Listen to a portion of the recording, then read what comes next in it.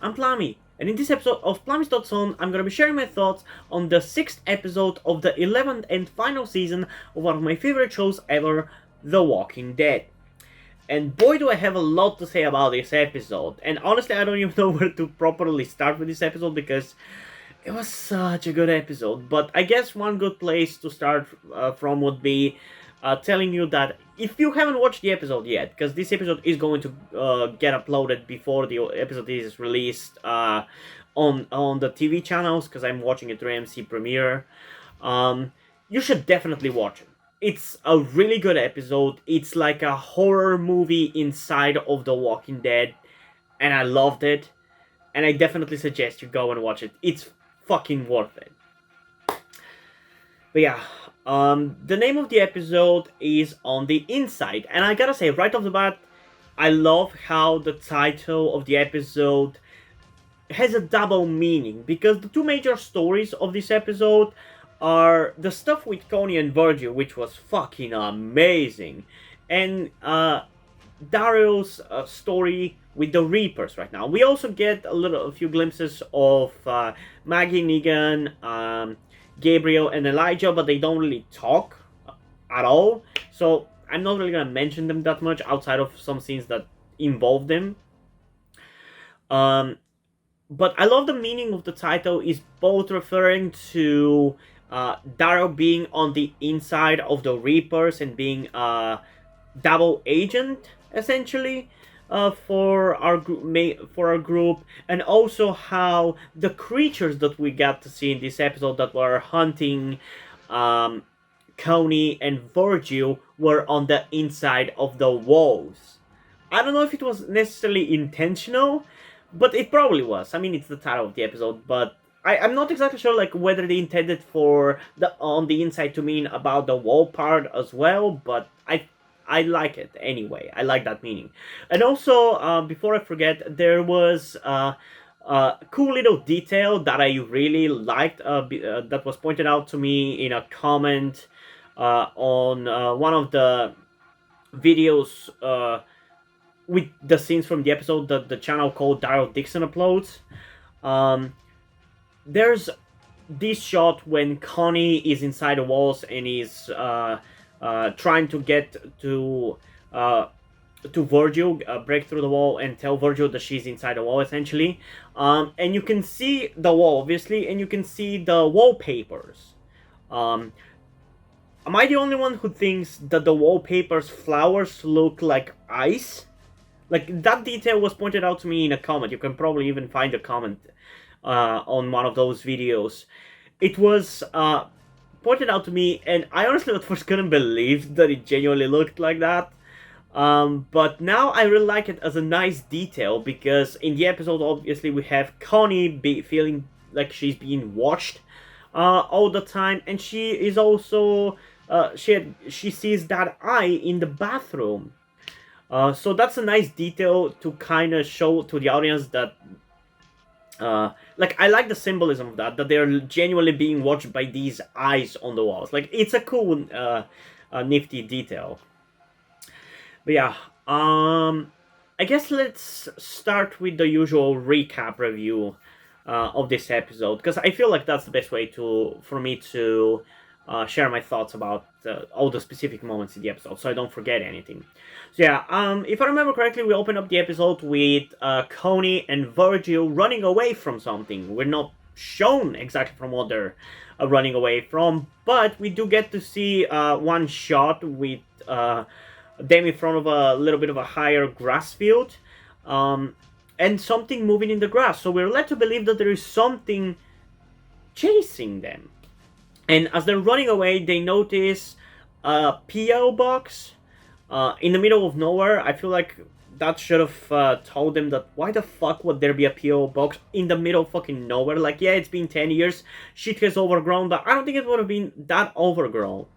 Why would there be a random P.O. box? Maybe I don't know the geography of the USA or whatever, but that just seems to me like such a ridiculous thing in the middle of the fucking forest and fields for there to be a P.O. box like this. It's not even like near the house in any way, shape, or form. It's just in its general direction.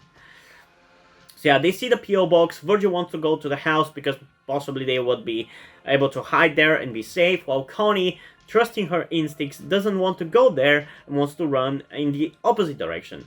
But at the end, because they're in a hurry, Virgil essentially wins that argument, so they go to the house and they get inside. And a nifty little detail, as they get inside, they fall inside together with one walker that Virgil ends up putting down. But that's an important detail because it plays into something at the end of the episode, which you already know what it is, but it was just like a cool detail how this was set up in the beginning of the episode and it ends up being used at the end. It's such a Chekhov's gun, but I don't know if you can even call it Chekhov's gun because the episode doesn't really even put any spotlight on the walker being killed because that's just like routine stuff. But no, at the end of the episode, they actually use it to survive, and that was great. So yeah, they ended up inside the house and obviously checking whether it's safe or not.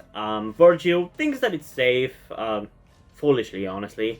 He should definitely trust Connie more, but Connie apparently hasn't slept for days and also apparently has PTSD from the cave, which is a nice little detail, and I feel like maybe at some point during the writing process they were maybe considering that the events of the episode maybe would have been told from her perspective, so we wouldn't be able to tell whether what's happening is real or not because of that PTSD, because we still get a few glimpses of her seeing walkers in front of her eyes through stuff because of that PTSD. And I feel like maybe at some point in the writing process, they genuinely had the idea that they would leave it up to us, the audience, to decide whether these creatures that they ended up being hunted by in this episode were real or not. And part of me thinks that maybe that could have been cool. It's very reminiscent of The Descent, Descent, which is a really cool horror movie. I've reviewed it on my channel, although I wouldn't necessarily say it's the best review or anything, but it's definitely a movie worth watching. Check it out. I really recommend you to check it out. So that storyline is very similar to what the storyline of The Descent is, without spoiling stuff. Or at least one of the theories for what happens in that movie. But on the other side of things, I also like that they actually didn't try to leave it up to us to decide. No, this actually happened. And that's fine, because it adds a little bit more to the world building of this show's universe, where by showing us another way how people have ended up living throughout the zombie apocalypse. It's kind of cool. And honestly, talking about showing us another way how people have been living in the zombie apocalypse, this episode, for me personally, is exactly what I want Tales of the Walking Dead to be. Not necessarily in terms of the actual specific content of the episode, like being every episode of Tales of the Walking Dead being a horror movie or whatever, but more about having these characters who, well, in this case, we do know them a little bit, and Connie more so, but these B-level characters for which we can't really know whether they will survive or not, having these unique and memorable adventures. Like, that's kind of what I imagine and hope that Tales of the Walking Dead is going to be like.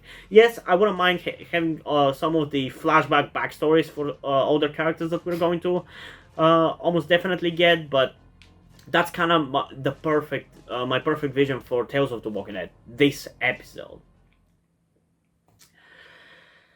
So yeah, where were we?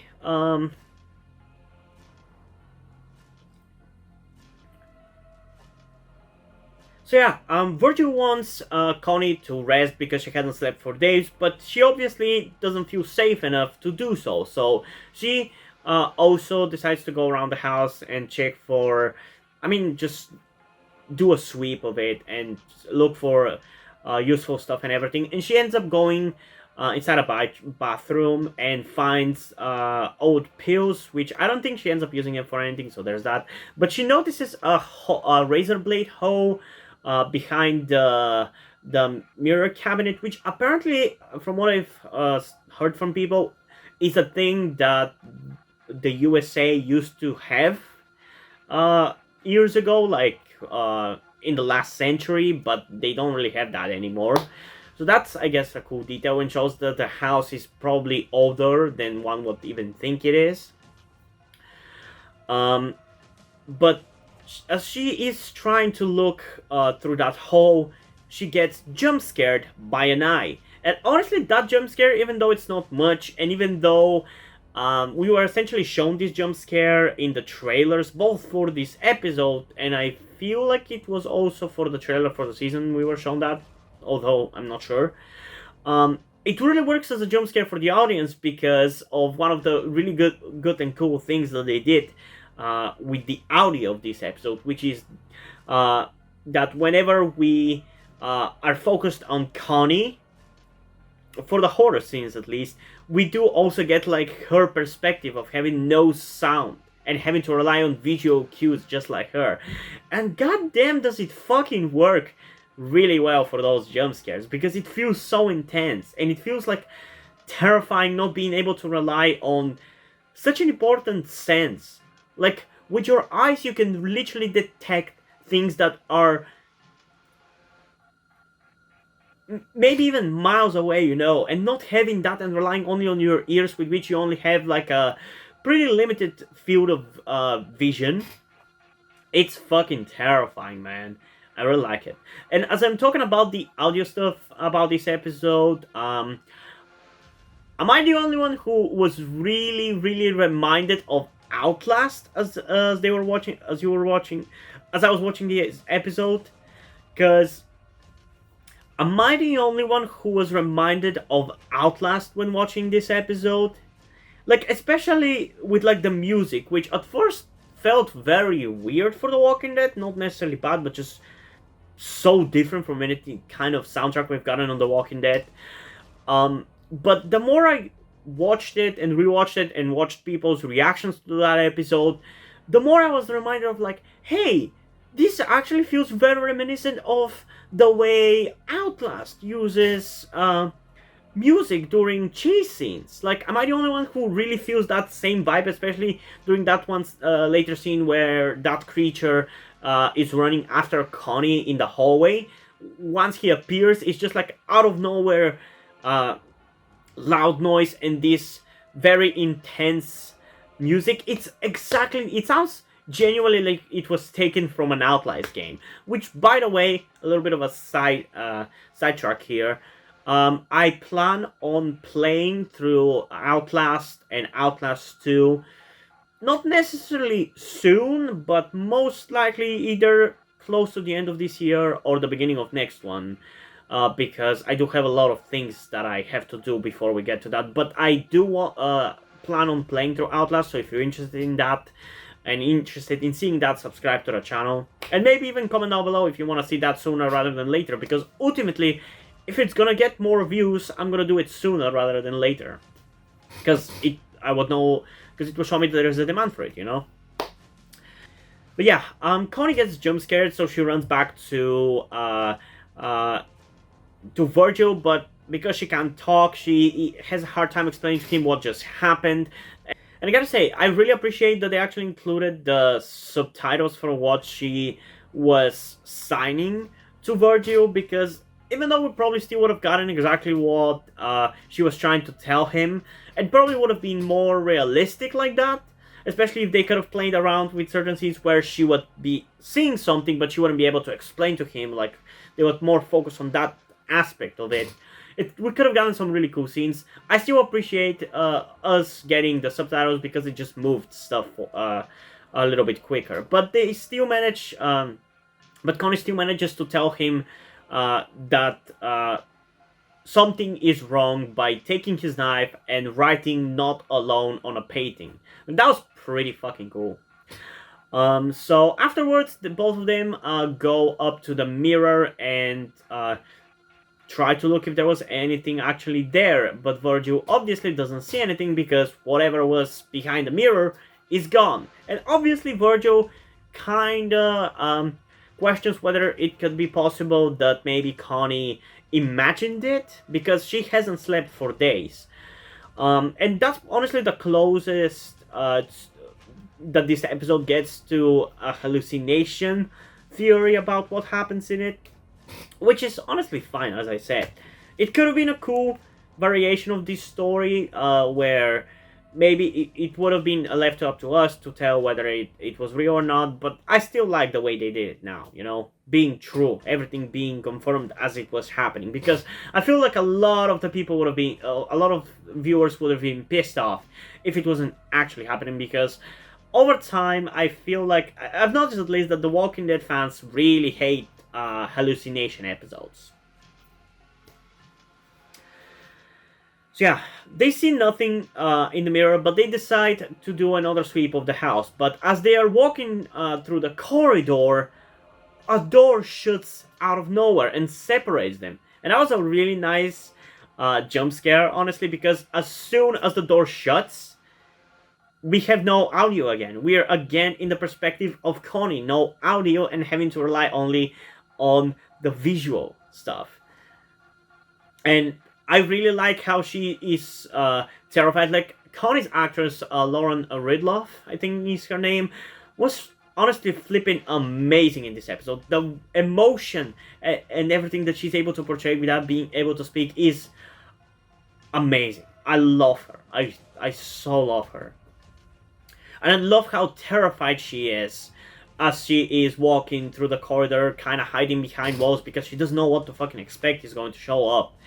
And then she puts her hands on the walls and she's feeling the vibrations and she is terrified because out of nowhere, this creature starts running after her. And that was fucking terrifying. Although there was at least a couple of moments where I was feeling a little cheesy, especially when the creature was taking a turn on the corridor and kind of jumped from the pushed itself from the wall with a jump. I feel like that was a little bit too much because it's already a little ridiculous with the way that they're just running on the ground and everything, but then having to jump from the wall as well. I feel like that pushed it a little bit too much, but I honestly don't care. I still loved it. Like, that was just like one moment where I feel like they could have not went as far over the top as they did, but it was fine. It was definitely terrifying. So Connie ended up hiding behind the door and holding the door to protect herself from that creature. And she ends up essentially chased down in the basement where she finds out bones everywhere.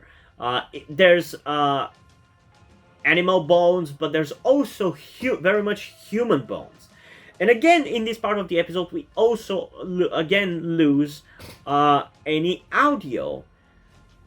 And I really liked that moment there because visually there was some dust falling from the ceiling of the basement, and you could see some of the shelves shaking in the basement. I'm not exactly sure what that was about, because why would they shake in the basement? But it was still a really cool visual way to show to us that these guys are still after her and they're getting close because we see the dust and everything. And us not having the audio, it's fucking terrifying because you know they're gonna come. You know they're coming, but you don't know from where, and it's so terrifying. So Connie finds a vent, or at least it looked like a vent. I'm not exactly sure whether it was a vent or not. That she gets inside and hides. And because of that, she actually finds tunnels between the walls. And she even goes through to the hole that she saw the eye earlier in the episode, which was a really cool detail. And we got another glimpse of the PTSD that she's suffering from right now. And until this point of the episode, you could argue that maybe she was imagining what was happening. As I said, that hallucination theory. But from this point onwards, it's pretty much confirmed that what happened, because as she is walking through between the walls space, through the crawl space, she sees through a hole in the wall Virgil, who is also running away from these creatures and dealing with them. And by the way, from this point onwards, I'm going to refer to them as pharaohs, because we do essentially end up finding out that these are humans who have essentially became completely animalistic and are cannibals and everything. Essentially, they've become feral humans from surviving on God knows what for like 10 years. They've lost their minds essentially and are just running on instinct, one could say. So yeah, I'm gonna refer to them as pharaohs, which is a really cool name, honestly. So Virgil is also dealing with some pharaohs, and Connie tries to signify to him that she is in between the walls by banging on it because she obviously can't speak, but to Virgil that just sounds like maybe one of those creatures banging on the wall. So he gets distracted by it and goes closer and closer to the wall. And as that happens, we see one of those motherfuckers crawling from the dark right behind him like the fucking Samara from The Ring. Which, by the way, again, a little sidetrack, I hate The Ring. It's a fucking amazingly good movie, but it's traumatized me. It traumatized me as a kid, and I still haven't recovered from that trauma, if I gotta be honest. So seeing these pharaohs crawling like flipping Samara really fucking triggers me. But yeah, I really like the way it just comes from behind and is slowly walking and crawling and just gets up right behind him and attacks him. That was really great. The fight afterwards was fine.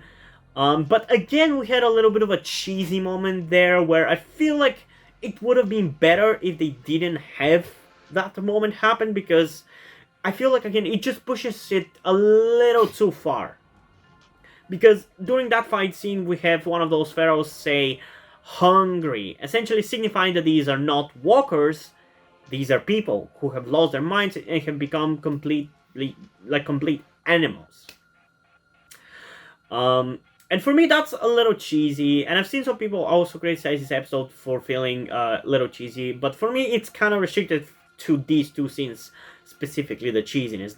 The hungry part and the jumping from the wall part. That's the only two parts where I was like, I mean, it's good, but you're pushing your luck a little bit. But yeah, and I gotta say, during that fight scene, Virgil fucking finally employs something that I've always been questioning. Why do people not do that when they're being choked?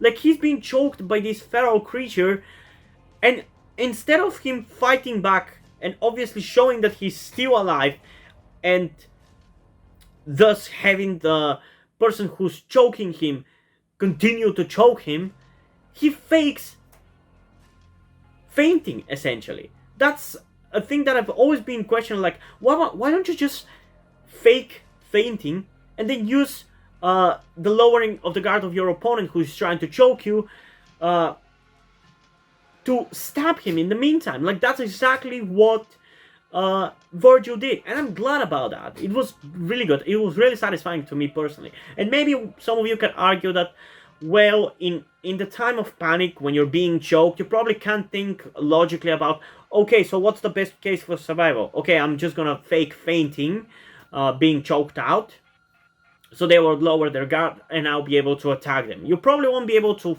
plan this in that moment, but I don't know, I feel like it's still something that most people should at least think of, you know?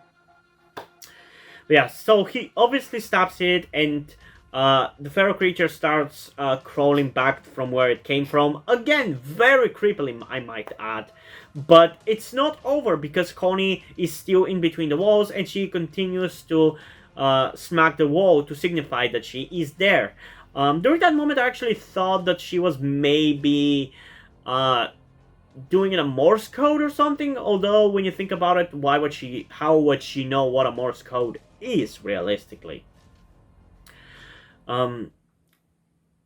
So apparently she wasn't speaking in Morse code to him, and some people have questioned why didn't she just scream, because again, it's not clear, or at least I feel like it hasn't been necessarily clearly established whether Connie has the ability to at least make sounds with her mouth, because I'm not exactly sure how being mute works. That's something that I definitely have to educate myself on, but if she at least has the ability to make sounds with her mouth, some people have questioned why didn't she just scream to Virgil that she is there, just something to signify that it's her. But when you think about it, if she screams, it wouldn't really sound that much different from what these feral creatures were doing anyway, because we almost always hear them just screaming. So that wouldn't really help her in getting saved by Virgil. And obviously, because he wants to survive, he starts stabbing the wall, trying to kill her, to kill whatever creature is between the walls. And I gotta say, this is a really cool subversion of the typical cliche in horror movies when you have a character inside a tiny space and being stabbed through the wall. And similarly, earlier, something that I forgot to point out, I love how the mirror jump scare was a really cool subversion of the typical mirror jump scare that we see in horror movies, where you have a character looking at the mirror, looking away, like opening the mirror and then closing the mirror and having a jump scare.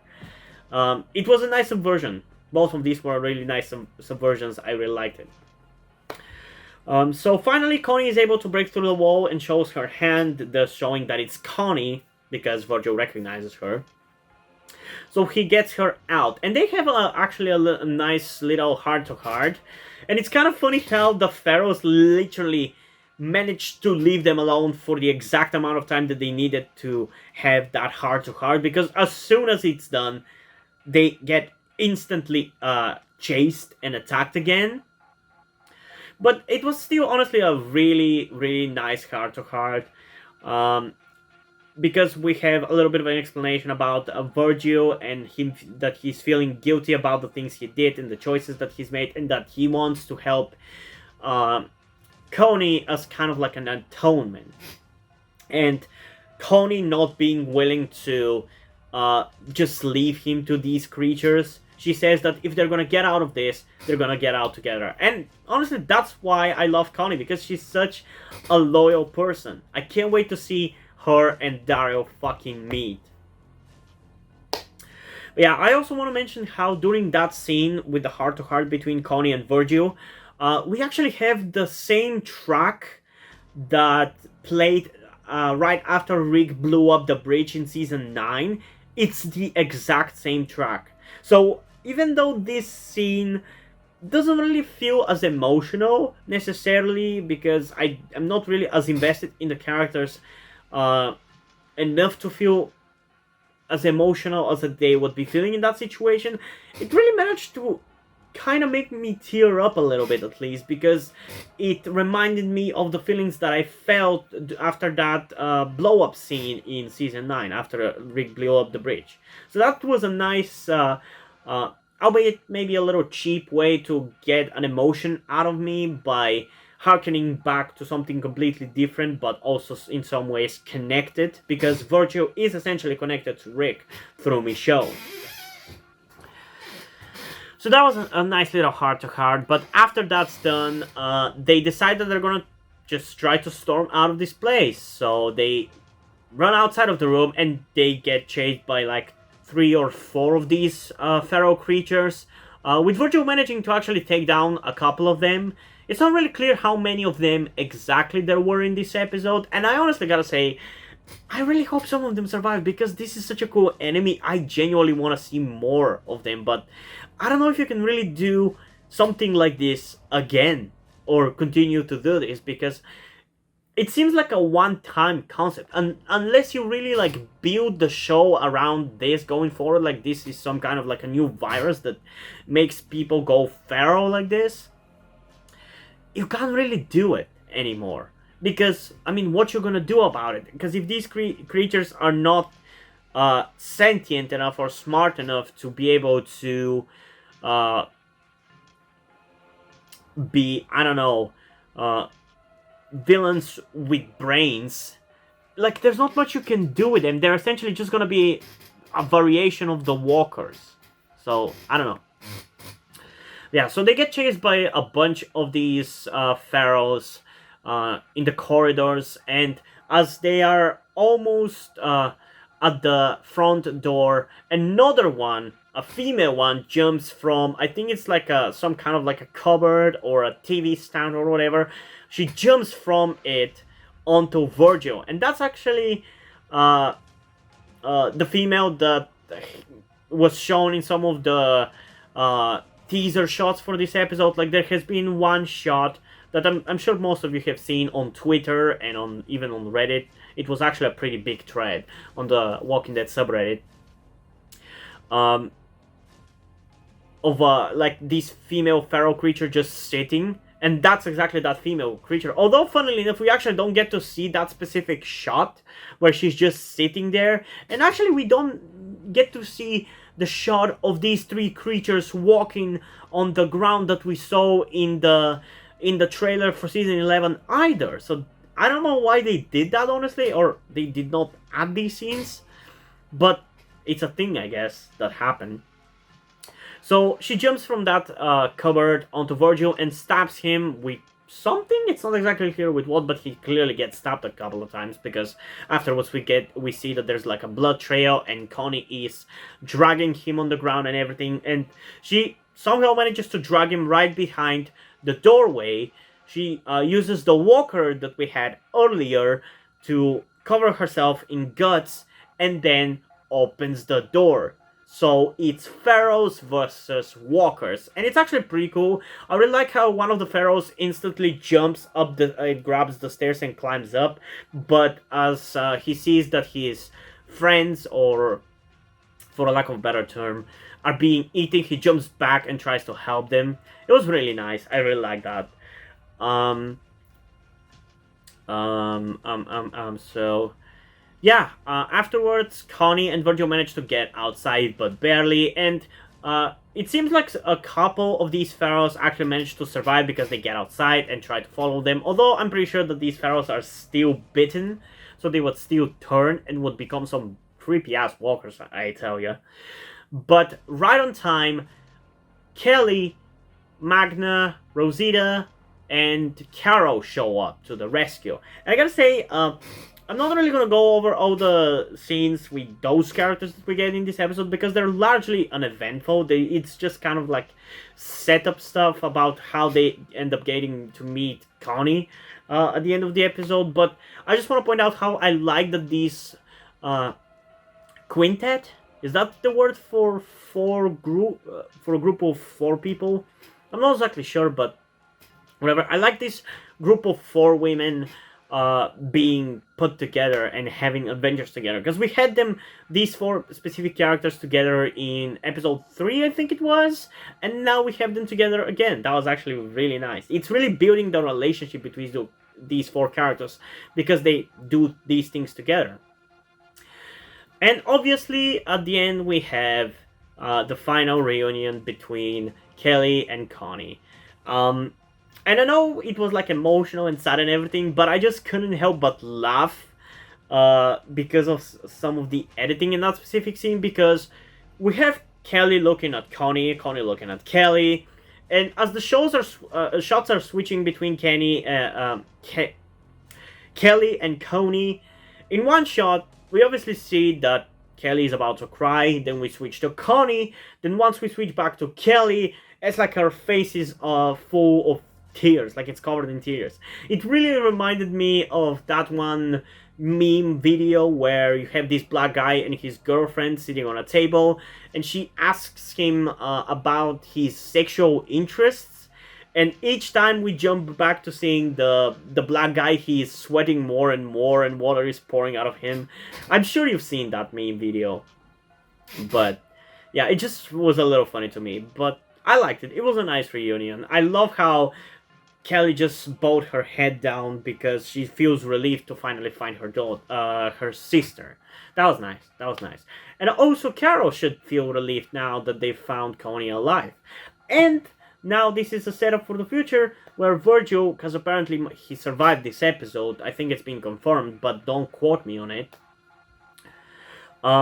we will find out possibly in the second 8 episode, like in 11B, we'll find about Rick. Everybody, we're gonna get our characters finding out about what happened to Rick. At least I feel like that's gonna be, because there's no other reason to keep Virgil alive if not to have the characters learn about Rick through him. So yeah, we also have the other B plot of the episode, I guess, with the Reapers and Daryl, and it was also actually pretty interesting. Although for me, I just liked obviously the horror stuff of the episode more, and essentially what those that story with Daryl and the Reapers in this episode boils down to is that in the beginning we have Daryl seeing that Frost, one of Maggie's people, is still being tortured by Carver, one of the Pope's people. And the Pope suggests that Daryl should torture Frost, maybe as a way to prove his loyalty, and also as a way to get more information out of Frost. And Daryl obviously has no other choice but to do it, but he does try to kind of weasel a way out for Frost to survive, threatening him to just say a location that these people, that Maggie's group is at, and he would be fine. But still, that ends up with Frost losing a finger. And I gotta say, I gotta commend Frost for being the badass that he is, because in the face of very likely death, he still manages to call them assholes and tell them to eat shit instead. Like, that was really fucking satisfying, hearing him say, well, how about you eat shit instead? And then he just saying, just a thought. Like, that was really fucking satisfying. I gotta commend him for the balls that he has. But he obviously, after getting his finger cut, it's too much to him. So he ends up revealing the location of the house next to where Maggie was staying, which was something I actually didn't catch when I was watching the episode. I had to get that after I saw some people react to it, and that kind of explained it to me, because I didn't get it at first. I actually was confused about why the Reapers didn't find him in the house once they went there, but apparently it's because Frost actually gave the neighborhood house, and that actually explains some of the behavior that Daryl has later in the episode once they actually get to the houses and are searching through them. So that was nice. I really like the rivalry and the hate for each other that Carver and Daryl have. It's kind of reminiscent to me of Dwight and Daryl, although I would say this is probably a little bit different, because Dwight was kind of like he was a little pathetic. I don't know if that's necessarily the word I would love to use for this, but he didn't really have the gravitas of Daryl, or the intelligence of Daryl, I feel like. Like, he's not an idiot, and he has his strengths and weaknesses, just like Daryl, but I feel like Carver is much more of an equal to Daryl compared to Dwight. So I really love that throughout this whole episode, Daryl is obviously being a double agent and secretly helping our group and revealing information about the Reapers to them in a very funny way. But Carver is also not being a fucking idiot, and is catching up onto what Daryl is doing, because he calls him out for constantly just chirping the whole episode, which I don't know that was a term for this, but it definitely gives him a lot of personality. I really like that. So I really like the whole constant back and forth between them. But I gotta say, Daryl is being a little bit of a dumbass, in my opinion, or at least he just comes off as like being an idiot when he reveals information about the Reapers the way he does. Because we have him in that one scene where our group is hiding in a cellar underneath the first floor, like they're hiding in a kind of like a basement thingy, with Daryl, Carver, and Leah on top of them. And Daryl is very obviously revealing information about the Reapers. And I love how, again, Carver catches up to it, and he asks him, is there any point to what you're saying right now? I love that. He's not being an idiot. He is catching up on Daryl's shenanigans, and I love that. And again, as I said about the behavior that Daryl portrays in this episode being explained later on. Once they went to the first house, before they got inside, Daryl signalized to Maggie that there's somebody around by swinging a cable, an electricity cable. So they get inside the house, but there's obviously no sign of our group ever being there. And Daryl says that they should stay in the house and look around and make sure that they are not still here, or whether they have been here even. Essentially buying time to our group to hide in the basement of the neighbor's house. But once they go to that neighbor's house, Daryl instantly wants to leave that place. And again, Carver calls him out on it. Because in that one house, he said one thing and now he's saying the exact opposite. I love that Carver is not being a dumbass. It definitely elevates him as a character and as an antagonist, for me at least.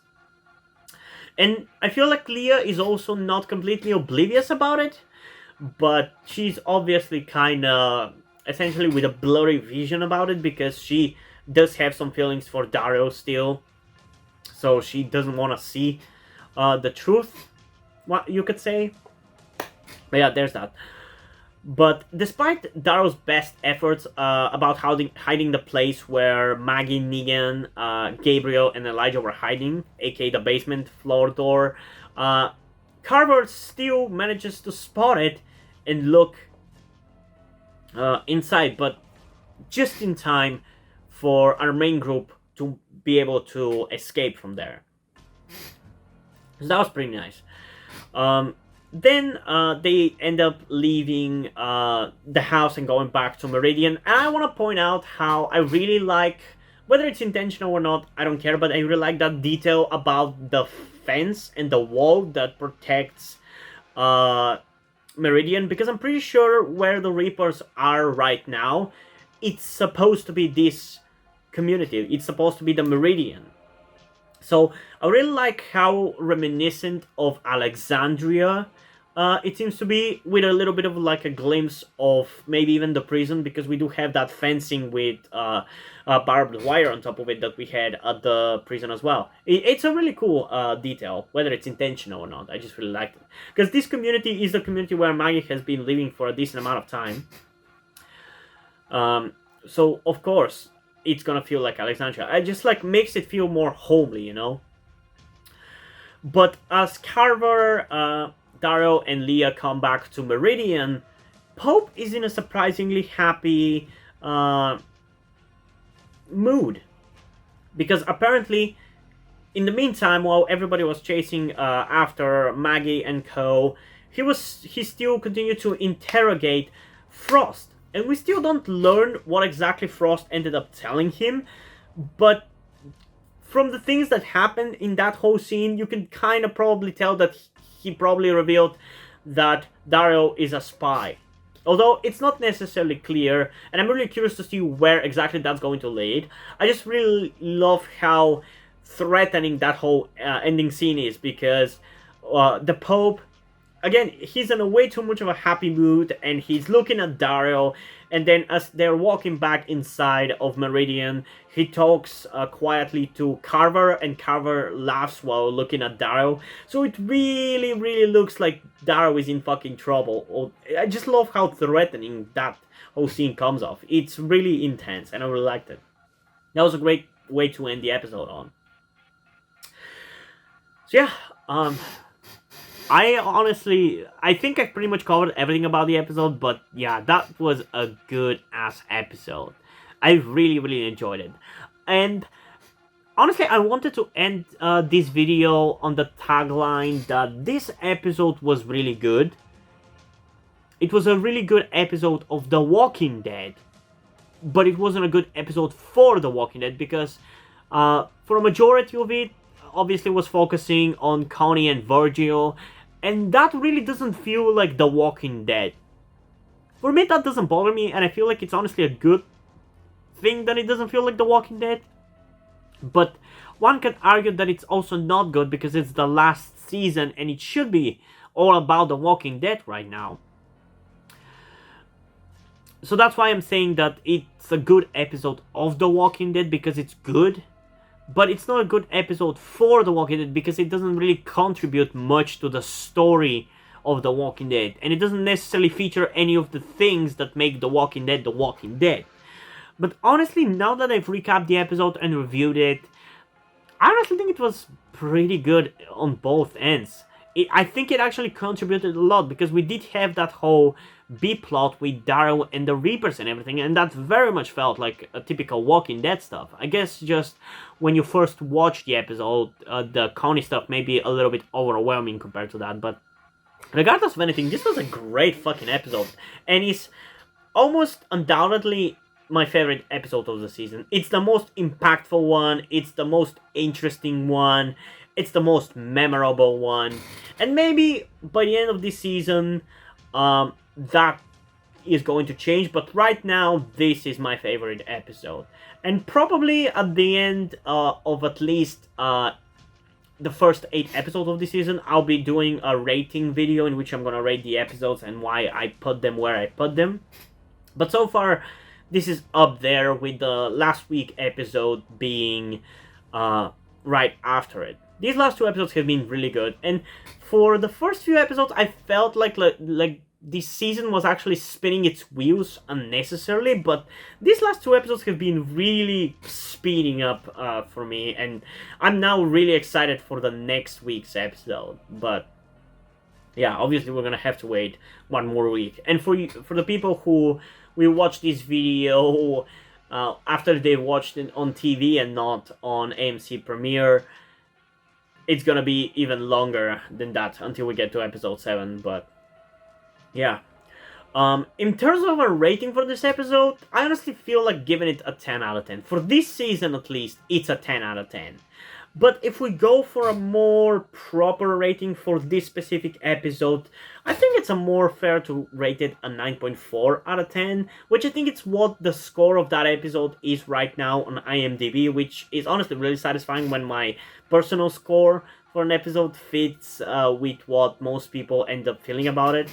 I think it's great, but it's obviously not a perfect episode, and there are some inconsistencies, and it's not like a perfect puzzle piece that fits in the Walking Dead puzzle.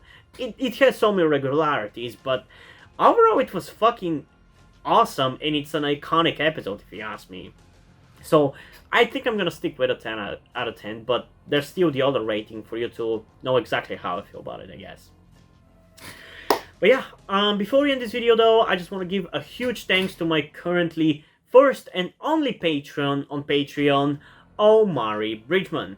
If you want to join that person in supporting me, you can do that by going down in the comments below and clicking on the link to my Patreon, or to my newly created Ko-fi account, which, for those of you who don't know, Ko-fi is a very similar website to Patreon. The main difference being that instead of going for long-term support and getting perks and everything, on Ko-fi instead you just donate, essentially. Like, as if I was just streaming videos and you decided to give me some bits on Twitch or some other stuff like that. It's just simply for donation. I'm still gonna thank everybody who donates to me over on Ko-fi, but there are not really gonna be any benefits. So if you want some perks and everything, I definitely suggest you to go to Patreon. But if you want no strings attached support from me, you can go to Ko-fi instead. So yeah, hope you guys enjoyed this video, and if you did, please leave a like and subscribe. Also, check out the link in the description to my Twitter if you want to follow me over there, and to my Wattpad where I post my stories, because in addition to doing all these videos on my channel, I'm also a writer.